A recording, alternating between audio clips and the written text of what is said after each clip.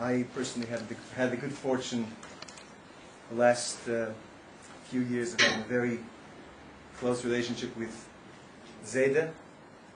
He's not my biological Zayda. He's not my biological Zayda, he's the Zayda of my wife. But as many of you know, Rabbi Feldman, his title was, of course, Rabbi Feldman, but also his title was Zayda. Since the Shpola Zayda, is there somebody else who had such a title? I don't know. But the obvious reason why he had this title was because he was so beloved by everybody. There's an old saying that the greatest speech a rabbi can give is the way he lives his life. I think this is so true when it comes to Zayda Feldman, that he lived his life in a way that when he spoke to you, he didn't have to tell you something, he didn't have to preach at you. He wasn't a preacher. He would say one word or two words or one line to you, and you would be makabel in a way that you wouldn't be makabel from anybody else.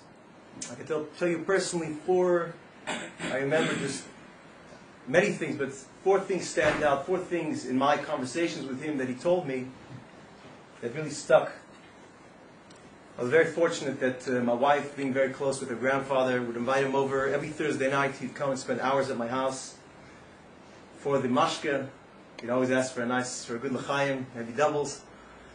And we'd sit down, we'd sit there for hours and hours, and we'd talk, and we'd talk to the kids, talk to myself, and talk to Leah. We had many, many meaningful conversations in the last few days of trying to put together my thoughts, trying to remember what we spoke about. Also some regrets. I regret very much how he offered me to, once in a conversation, I was telling him just, some things that are on your mind, and he said, come over, we'll have a good talk. I never actually took him up on his offer, but 4 things do stand out, and just mention them briefly. First thing that he told me, this is about 2.5 years ago, he'd always inquire, as Nachum said, he'd always inquire what was happening at the Chabad house, what was happening in your personal lives, in your communal lives. And he asked me, so how does it work? You have your Shabbos minyanim, and then we only had a minyan on Monday and Thursday. And he said, a shul has to have a minyan every day. That's all he said. A shul has to have a minyan every day. But for some reason, the way he said it, or how he meant it, or perhaps something even greater than that, that's all he had to say. And the next week, I went to Chafila River. I started every day a minyan, even though practically it didn't really suit it. It didn't really make sense, but from then on till today, we have a minyan every single day. Again, somebody who doesn't have to preach, somebody with very few words, who just says it, perhaps more than just dibur. It's dibur at the source of dibur, which is from a very high level, perhaps. Zayda just said it, and it penetrated. Another thing he told me, it's like 1.5 years ago. He asked me what I was personally learning. So I told him all the things I was learning, and I did confess many of them are learning because I have to give many shiurim, so you have to be well prepared. I said, yes, I learned some Hasidus, and he asked me, which Gemara are you learning? And I had to confess that I actually, at that time, I wasn't learning any Gemara.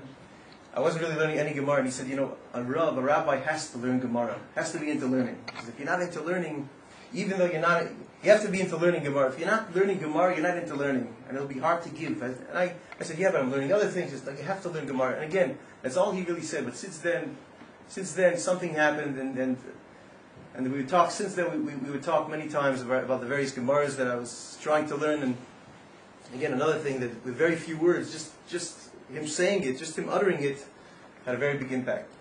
Now, the next 2 things that he told me are just things of interest. One was, I had the fortune of spending a few hours with him on the Monday before he passed away. I think it was the last day that he was fully conscious, I think. And one of the things he told me was as follows. He told me and he told it to the nurse, and then he went on to explain it in depth. He said, families have to eat together.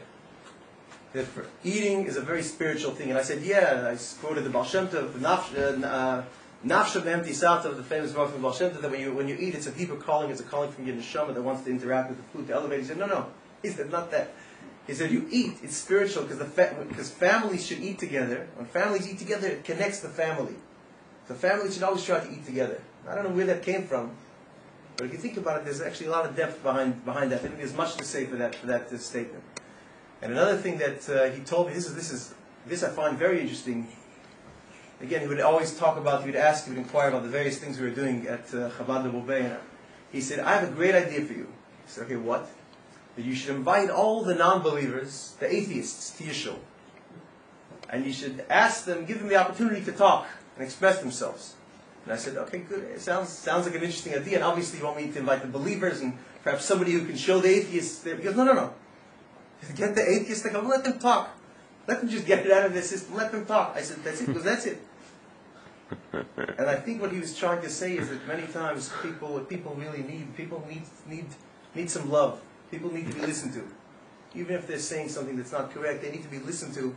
Once they know that somebody's listening, perhaps many of the things that seem like obstacles, that seem like objections to Yiddishkeit aren't really such objections. Perhaps it's a deeper calling for some love and some empathy. So, and this is just one person. I'm just one person who heard just a few things from Zayda. There's who knows how many people who heard things, and there's no doubt that Mazar b'chayim afu b'chayim, that not only his biological children and grandchildren, which he had much nachas from, and in the hospital again, I turned to him on a few occasions when I was standing by his side, and I said, I explained to him that there was a roster system, that nobody wants to leave him alone, we all want to stand around him, and he shook his head very enthusiastically, how excited he was about that. Then I explained to him how much, I asked him, do you feel the love? And he shook his head so enthusiastically how much love he felt, the connection he felt to his family. There's no doubt that Ma zare b'chayim afu b'chayim. But besides the biological zare b'chayim, there's no doubt that his impact, his zare, his spiritual children, the people who were impacted by him, whether it was in his earlier years, and I got to say, my grandfather came from Poland. He was one of the 9 people who were sent by the previous Rebbe from Poland. They left Poland in 1940.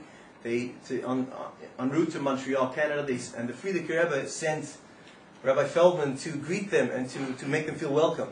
And they were very impressed with him. How this is an American bacher who looked the way he did. So, going back to those years, going back all the way to those years, thinking about the impact he had then over Polish Bachrim, all the way till 2008, till Tafshin Samach Test here in Australia, and the whole journey between these two, bracketed by these 2 periods, how many different people from every sector, from every age, and that's very multi-generational. Think of all the impact that he had. There's no doubt that he's in a very, as Nachum said, he's in a very, very high place. Another interesting thing is my wife Leah asked him towards the end. She asked him. She would have a very direct relationship with him. She would ask him very direct questions. He would answer very directly. And she asked him, "Are you afraid? Are you afraid of dying?" And he said, "Absolutely not." He was straight. He said, "Absolutely not." And I think that's connected to what Nachum said. He understood as the Frierdiker Rebbe told that interrogator that one God in 2 worlds. He obviously understood what the Mishnah said, that this world is a proizdar l'fnei hatraklin, haski and atzmacha b'proizdar. You should prepare yourself in this world so you can go into the next world. So may his neshama have the highest elevation, and may we all may we all gather strength from his memory, from who he was. May we all resolve in ourselves, in our own hearts, to become better people and try to emulate some of his incredible example, the way he lived his life. Good.